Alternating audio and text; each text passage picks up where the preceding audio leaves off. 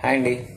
మీరు ఎప్పుడైనా బాగా కారంగా ఉన్నట్టు తిన్నప్పుడు కళ్ళల్లోంచి నీళ్ళు రావడం, ముక్కులోంచి కారతా ఉండడం అబ్జర్వ్ చేస్తూ ఉంటారు. ఎస్పెషల్లీ మీరు ఎప్పుడైనా రెస్టారెంట్కి వెళ్తున్నప్పుడు ఆదివారం కానీ లేదైనా వీకెండ్స్ కానీ అలా ఎందుకు మీకు నీళ్ళు వస్తాయి అనేసి నేను ఈ వీడియోలో మీకు చెప్తాను. దీనికి కారణం క్యాప్సిసిన్ అనేటటువంటి ఒక కెమికల్. ఇది మామూలుగా మిర్చిలో ఉంటుంది.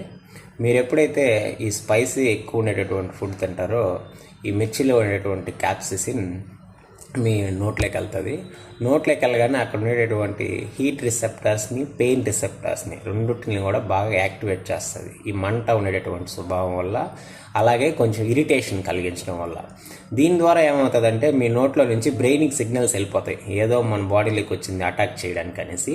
అప్పుడు బ్రెయిన్ ఇమీడియట్గా యాక్టివేట్ అయ్యి ఈ క్యాప్సిసిన్ని బయటికి పంపించాలి, దీన్ని కంప్లీట్గా కడిగేయాలనే దాంట్లో భాగంగా కళ్ళల్లోంచి నీళ్ళని ముక్కులో నుంచి అలాగే కొంచెం వాటరీగా కారే విధంగా బ్రెయిన్ స్పందించి ఆ సిగ్నల్స్ ద్వారా ఈ నీళ్ళు అనేటువంటివి వస్తూ ఉంటాయి. దాని ద్వారా క్యాప్సిసిన్ని క్లియర్ చేసేటటువంటి ప్రక్రియ జరుగుతూ ఉంటుంది.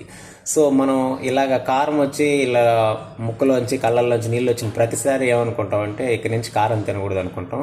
కానీ మళ్ళీ నెక్స్ట్ వెళ్ళినప్పుడు సేమ్ రిపీట్ చేస్తాం. ఎందుకంటే మనం ఇండియన్స్ ఎక్కువగా స్పైసెస్ని ఇష్టపడతాం.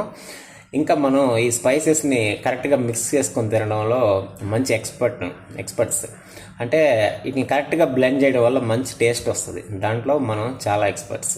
సో మీరు స్పైసీ ఫుడ్ తిన్న ప్రతిసారి ఏం జరుగుతుందంటే నోరు వద్దు ఇక అని చెప్తూ ఉంటుంది, కళ్ళు ఏడస్తూ ఉంటాయి, మీ యొక్క ముక్కు పరిగిస్తూ ఉంటుంది. ఇది జరిగేది. మన కారం వేసిన ప్రతిసారి చక్కెర తినడం, పెరుగు తినడం ఇలా ఏదో ఒకటి చేస్తూ ఉంటాం. మీకు ఎక్కువ కారం వేసినప్పుడు ఏం తిన్నారనేసి కింద కామెంట్లో చెప్పండి. ఈ వీడియో మీకు నచ్చినట్లయితే లైక్ చేయండి, షేర్ చేయండి, సబ్స్క్రైబ్ చేయండి.